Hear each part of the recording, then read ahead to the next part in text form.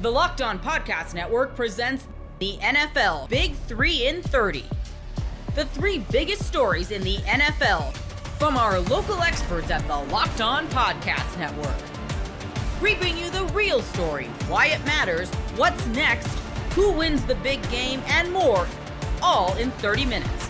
The NFL Big 3 in 30 starts now with the biggest story in the NFL. The New York Giants are launching the Jaxson Dart era. You are Locked On Giants, your daily New York Giants podcast. Some big news coming out of East Rutherford. The New York Giants have made a decision regarding who is going to be their starting quarterback on Sunday, and they are going to go with rookie Jaxson Dart. Jaxson Dart promoted to the starting lineup. Russell Wilson, the starter, he is going to be QB2. Now, keep in mind, as I record this is all according to the NFL Network. The Giants have not officially made this official, but if it's coming from the NFL Network, chances are they got it from the Giants regarding the decision. So let's talk about this. Jaxson Dart, this is a kid. I mean, let's talk about the move first off. Is the move the right move for the Giants? Now, this is kind of what I was afraid of at the beginning of the year. I wondered if the Giants got off to a slow start, would they expedite the entry of Jaxson Dart into the starting lineup to save face, to save jobs? And I thought to myself, if it comes down to that, is that really fair to the young man? Now, I'm sure when Brian Daboll addresses this, he's going to say that had nothing to do with it, that the kid was ready. But I go back to also what was said earlier in the year and at the start of summer, how the plan was for Jaxson Dart to basically redshirt this year, let Russell Wilson do the heavy lifting and, Jameis Winston if they needed him, and let the kid learn at his own pace. Now, for what it's worth, yes, it's possible that Jaxson Dart, his learning process was expedited. He's a smart kid, very confident kid. I think he's going to be a fine quarterback one day. But you'll forgive me if I say this, and that is I have shades of Daniel Jones memories in my head, because if you go back to 2019, the Giants were in a similar situation. They got off to an 0-2 start that season with Eli Manning at the quarterback, and despite everybody and their uncle saying that it wasn't Eli's fault that they were 0-2, just like everybody and their uncle these days is saying it's not, Russell Wilson's fault, they still made the change because the quarterback, I guess, was the easiest thing to swap out. Now, Daboll, in speaking to the media on Monday, said that it wasn't all one person, that, it was a combination of things. But again, you can't swap out 5 offensive linemen. You can't swap out 3 receivers. You can't change out your tight ends and your running back. The quarterback is the easiest thing to swap out. Now, there are both pros and cons, I think, to having Jaxson Dart in there. The cons, like I said, is he truly ready? Well, how do you exactly measure that? Do you give the kid a test? And if he scores 100, you know that he is truly ready? Do you base it on observations which have come in practice? Which, by the way, if Jaxson Dart has been the QB2 all this time in practice, how much work has he actually done in terms of snaps against, scheme defenses? Probably not a whole lot, I would think, because the starter gets a whole lot of the reps. So with that said, is Jaxson Dart truly ready? And I think that's a question I'm going to see if I can ask Daboll in terms of what criteria do you use to say, yes, this kid is ready for the bigger picture, to start.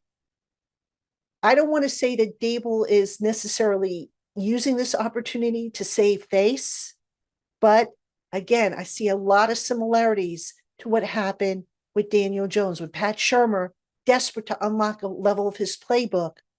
He threw Daniel Jones in there before Daniel Jones was even ready. And Jones, when he came in as a rookie, had some minor success.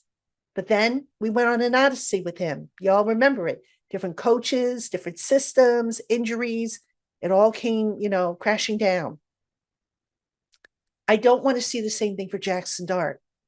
And here's the other thing, folks. Everybody talks about the Giants' difficult schedule. Is Jaxson Dart really going to make that big of a difference? I don't know that he is. And I'm not trying to diss the kid. I think he's going to be a fine quarterback. And I'm excited to see him play.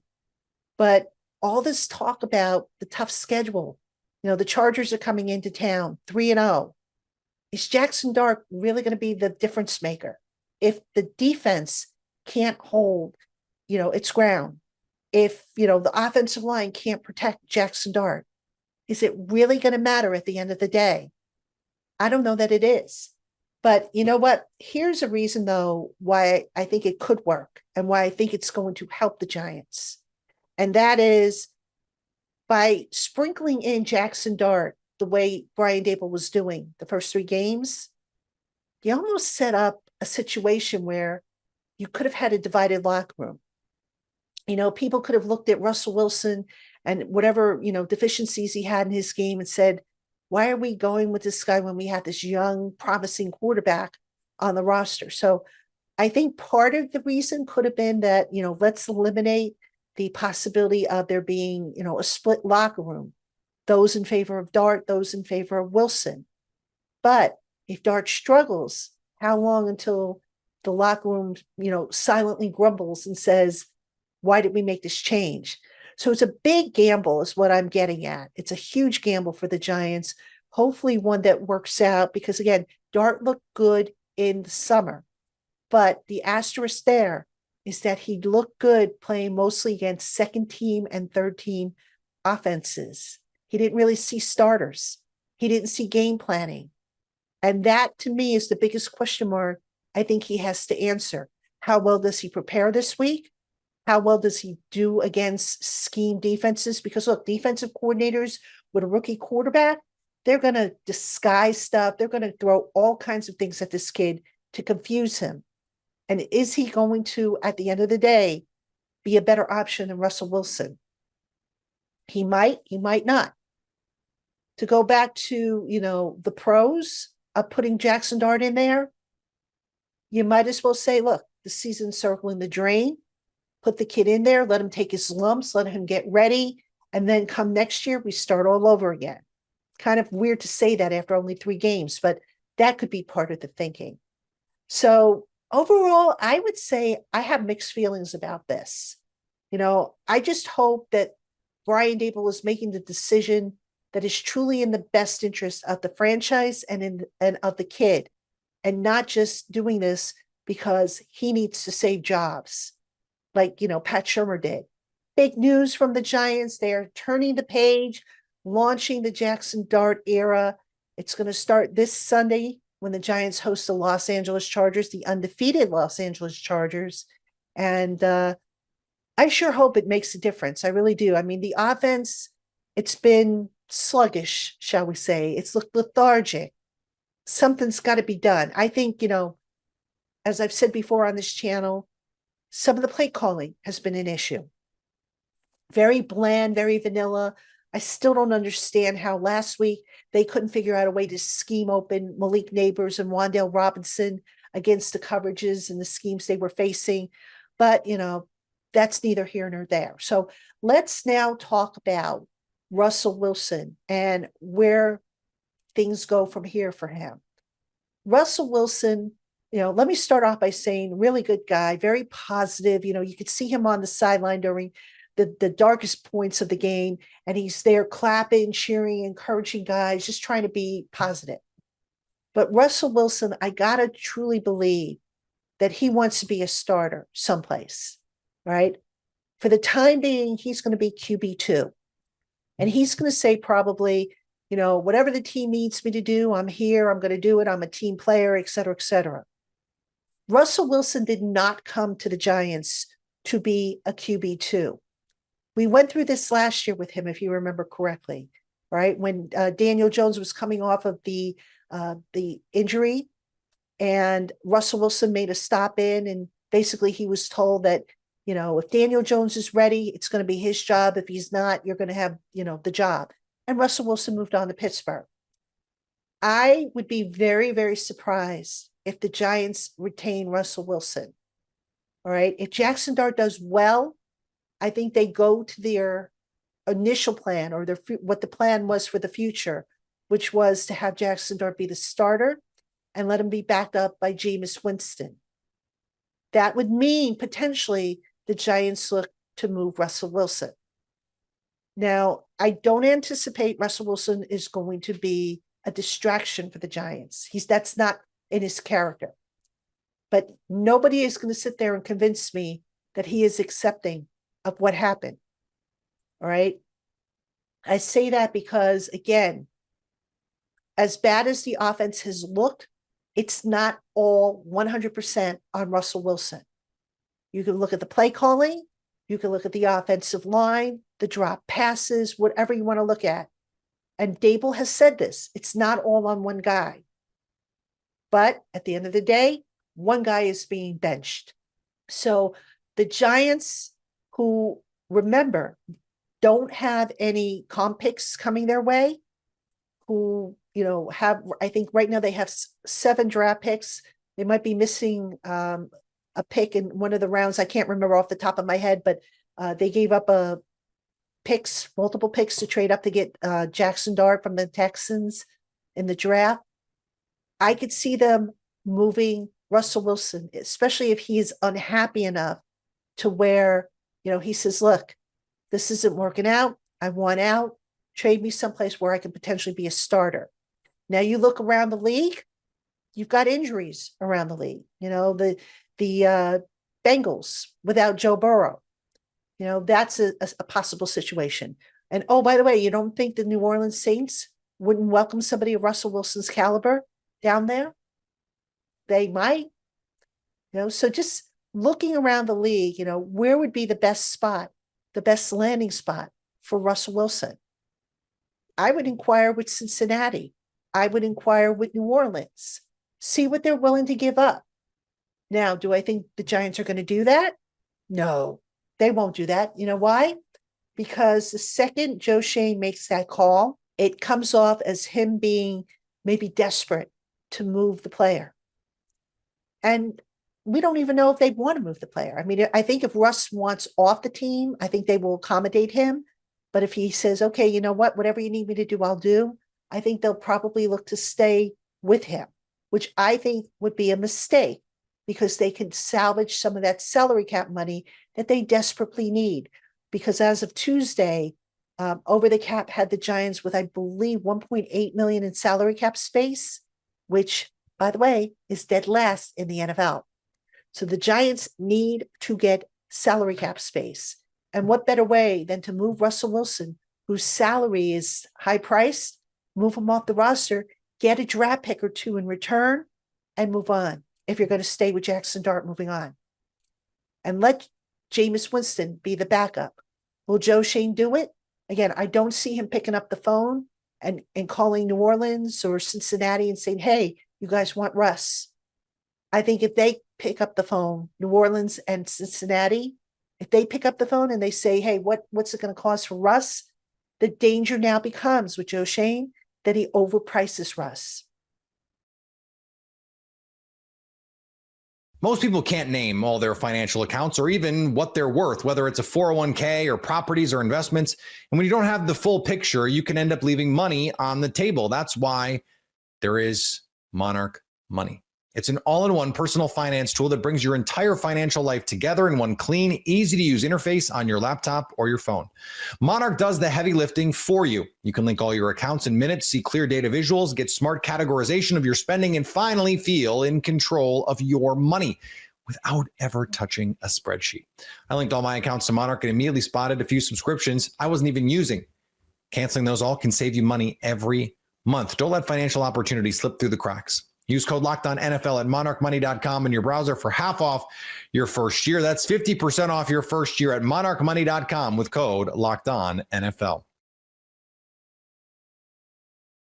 You are Locked On Buccaneers, your daily Tampa Bay Buccaneers podcast. How can the Bucs beat the Eagles with that defense and Klosky's crystal ball coming up in a little bit? But for the second straight week, Evan, On this WTSP episode, we are talking about a significant injury to a key player. Mike Evans will be out an estimated 3 to 4 weeks with the hamstring injury that he suffered late in Sunday's game against the Jets. And Evan, if you'll indulge me here for a minute, here are the players that the Bucs have lost so far this season for any kind of length of time due to injury. And feel free to call me out if I miss one. Chris Godwin, Tristan Wirfs, Jalen McMillan, Luke Gedeke, Cody Malk, Michael Jordan, Benjamin Morrison, Kalijah Cansey, Logan Hall, Ko Keith, Christian Izzy, David Walker, J.J. Roberts, and now Mike Evans. Hopefully, Godwin returns sooner than later, maybe this week. But how much more can the Bucs take? Luckily, as long as Baker Mayfield's still trotting out there and somewhat put together, even though he's dealing with his own crap, the floor is high, but you're starting to really reach your breaking point here. The team was so well built with a lot of depth, and they've now tapped into the depth, and there's no depth beyond the depth, right? Like, all NFL teams, right? After the 2 deep, it's like, what are we doing here?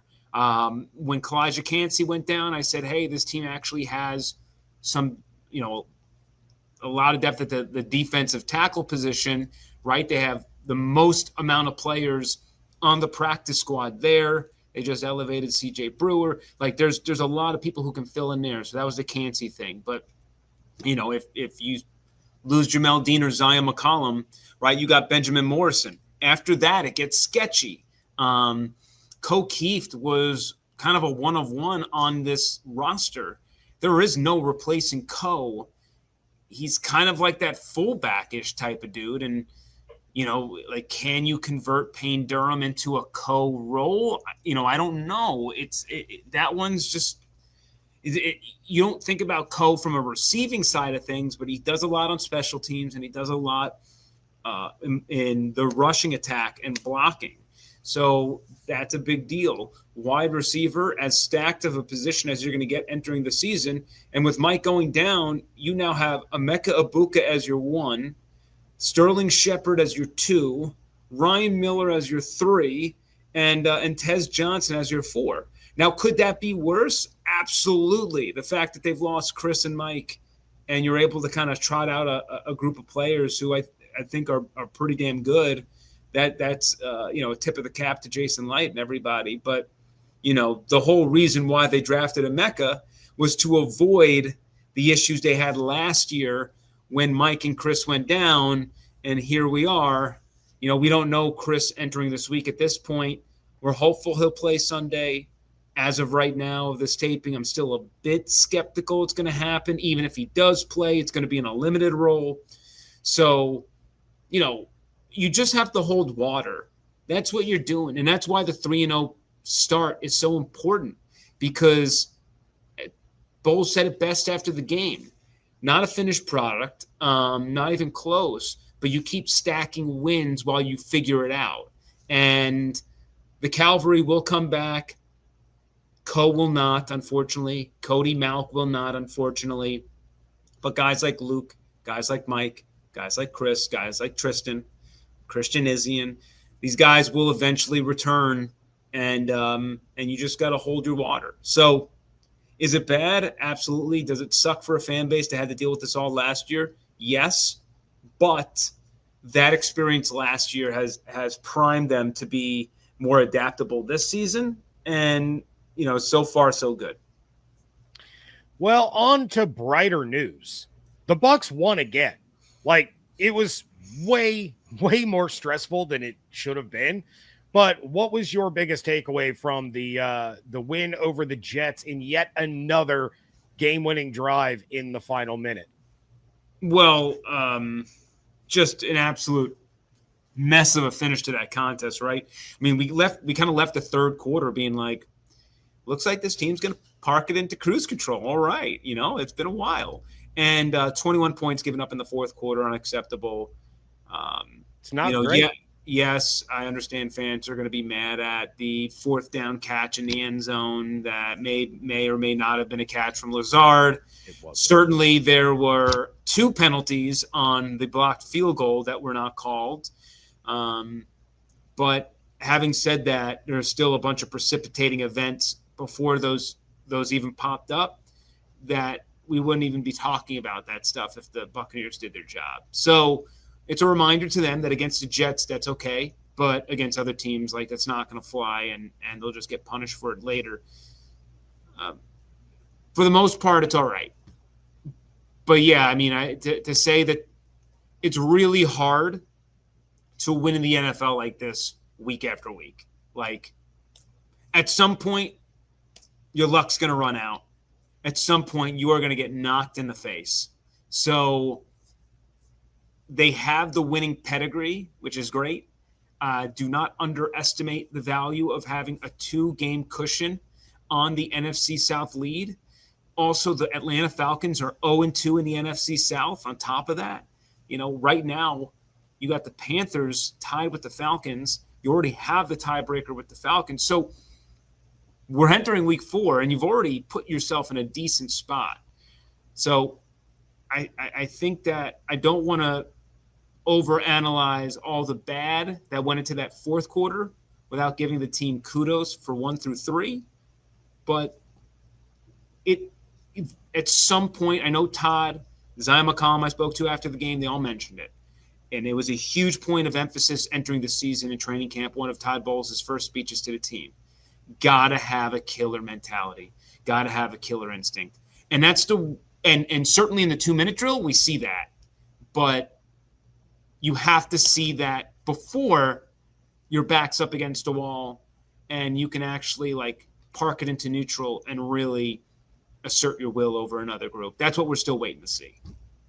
Yeah, I had mentioned it on the live reaction episode. It was like in that fourth quarter, Todd went into his bend don't break defense, but the defense forgot not to break, and it opened the floodgates. They couldn't rev it back up when they needed to, and when the Jets started putting together some points. So it was definitely frustrating. It was like a super frustrating first quarter from an offensive standpoint, and a super frustrating game in the fourth quarter from a defensive standpoint. The middle part, that part was cool. That was fun. I enjoyed it.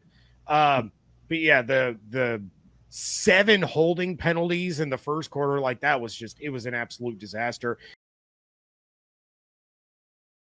The NFL season is here, and FanDuel is making sure you're ready for the weekend with a can't-miss offer. Right now, new customers can bet just $5, and if your bet wins, you'll get $300 in bonus bets to use across the app. I love using FanDuel because it fits how I like to bet, whether it's player props in that moment or building a same-game parlay or even jumping in live as the action unfolds. It's quick, it's easy, and it's the best way to add a little bit more energy to your Sundays, or in my case, Mondays. Lions got that with the points. Love that for me. So are you ready to play? Download the FanDuel app now by visiting FanDuel.com to get started. That's FanDuel.com to place your first $5 bet. This is a chaotic Tuesday as the Houston Texans release CJ Gardner-Johnson. You are Locked On Texans, your daily podcast on the Houston Texans. Part of the Locked On Podcast Network, your team every day. CJ Gardner-Johnson, why has he been released by the Houston Texans? Why? Well, per Aaron Wilson, good friend of mine, CJ Gardner-Johnson, after friction behind the scenes with him complaining about his role, wanting to blitz more, per league source, and even communicating that he wanted to be traded through 3 weeks, is now gone. It didn't work out for him in Houston. Insert MJ Stewart, the next man up. And also, CJ Gardner-Johnson was critical of his teammates in the secondary and didn't like his role. Was also locker room issues. Okay, let's break that down. Critical of his teammates in the secondary. Is that teammate the sophomore safety, Kalen Bullock Johnson, who has gotten beat by his eyes throughout the games in 3 weeks, through 3 weeks? And I'm also going to suspect, regardless of how you feel about him personally, the man just won a Super Bowl and understands what it takes and what needs to be done. And for a team that Azeez Al-Shaair was just asked about a players-only meeting, said, well, yeah, we talked about it. We'll get to it. He was just asked that question. And y'all know whenever a players-only meeting is had, the season is a wrap. The Texans are not going to come back from this season. They're not going to do it. So now I hear what Azeez said about that in regards to being asked about the players-only meeting. And now we get the information that CJ Gardner-Johnson was critical of his teammates in the secondary. He also didn't like his role, said he wanted to be blitzed more frequently. 5 blitz opportunities on the year through 3 weeks. He allowed 8 of 12 completions through 3 weeks and 99 yards through 3 weeks. This is also following the comments from DeMeco Ryans after we all saw the defense do everything in their power, along with the Jacksonville Jaguars trying to get a game away. The defense got to be better in closing out games. Okay, that's understandable against the Tampa Bay Buccaneers where they missed 19 tackles. Even though 7 straight drives of a punt or missed field goal, the defense gave to the offense. Okay, but to hear it again after the offense let the defense down in a major way, I'm pretty sure CJ Gardner-Johnson was critical of not only his teammates, but also the coaching staff. Hey, man, this is what y'all put together. Y'all saw what we was doing in the offseason and training camp and didn't decide to make no moves to elevate this. And y'all still want to put it on us? We just stopped the number 1 rushing team in the NFL for under 100 yards. We just stopped them. We finally got an interception from Jalen Petrie, who I'm sure he probably had his comments about that as well, a secondary player, but Jalen Petrie with the lone turnover of the season. We got a block punt this year. The defense, like we're doing we're getting after the quarterback. We're creating pressure. There has not been a quarterback that has just looked godly against the Houston Texans. The quarterbacks just made plays when plays were needed to be made, and the Houston Texans quarterback hadn't been able to do that. But the highlight for any quarterback through 3 weeks is definitely Baker Mayfield making Henry To'oTo'o miss a tackle in that fourth quarter late game where Houston could have sealed it on 4th down. Other than that, it's been Caleb Bullock getting beat by his eyes. That's been a problem if he's getting on the secondary. It's been a multitude of things that for somebody that just came off of winning in Philly, it's probably pissing them off. And so put a pin in that. Again, Nick Caserio. How many players, how many people that are no longer on this coaching staff or on this team altogether, they're going to have to pay. Houston will take on dead money for 2025 and 2026 with the release of CJ Gardner-Johnson. In 2025, his cap hit 2.5, 8.25 in dead cap for Houston in cash. In 2026, $5.6 million in cap, 0 cash. This is another move by Nick Caserio that didn't pan out. And for it to blow up so early in the season, I would not be shocked or surprised if we start to hear more and see more from CJ Gardner-Johnson's standpoint, or hear some more internal information on the friction. This kind of reminds me a little bit. Now, granted, he finished the entire season, but how everything ended with Steven Nelson, another Texas DB. See, the thing with the defense is, especially for the vets, if you notice the friction, it's coming from the vets. Coach, you can't ask us to go out there and do more than what we did. When what the production of the offense that y'all put together, y'all curated to put together, ain't giving us Nathaniel. We're not getting nothing. And then during the games, I'm seeing my secondary, I'm seeing guys around me in some of these situations that is not advantageous for them and more so better for the offense. Was CJ Gardner-Johnson an all-pro player this year? No, he hadn't played like it. Didn't play like a Pro Bowler. One of those games, he allowed every completion his way. It may have happened twice, or through 2 games. I think it may have been 6 or 7 or something along those lines. Now, I think he cleaned it up better against the Jacksonville Jaguars. But he wasn't brought in necessarily, I don't think necessarily to be a player of patience. I just won, and I'm not looking at what I just did. I'm trying to do it again. I'm chasing it again. Those were the words from CJ Gardner-Johnson. And through 3 weeks, he can still be on that same path, but it ain't going to be with the Houston Texans. The Houston Texans have gotten finessed by their own merit and ill understanding of what it was going to take to keep a player like this happy on the roster. You're going to have to win games. I guarantee you, with how everything was going throughout the year in Philly, if they were losing games as in the manner and fashion that they were losing it, they probably would have moved on from CJ Gardner-Johnson earlier, or they knew after the season, even though we won the Super Bowl, we got to move on from this guy. Houston virtually got him for nothing. They flipped Kenyon Green, and Kenyon Green is on nobody's roster right now. They got him for nothing. So Philly knew this guy was a problem and an issue. And he came into a situation where everything in the offseason was made to seem like it was going to be fixed. It was going to work. And they were going to be able to compete with a competitive roster and win games. And through 3 weeks, the Texans don't have a competitive roster. Guys have been out and injured, and they have not been able to win games. You cannot do that with a player that does not have the patience to withstand all of that. You can do it with a third-year player. He ain't got his contract yet. You can do it with Will. You can do it with Jalen Petrie. Because now I'm starting to think, can you do it with Danielle Hunter, who you just gave a crazy extension to? Can you do it with some of those vets who has trade value and could say, I can't be here no more? Can you do it with that?